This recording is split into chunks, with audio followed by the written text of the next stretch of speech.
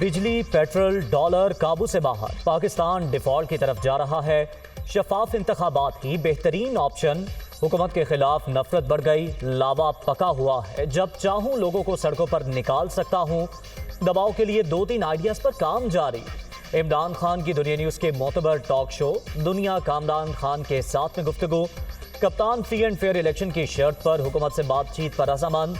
Chairman PTI का मुकम्मल interview देखिए आज रात 9:30 बजे सिर्फ दुनिया न्यूज पर।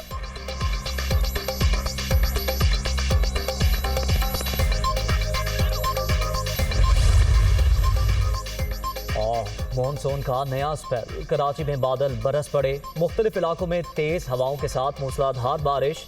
सड़कें पानी पानी।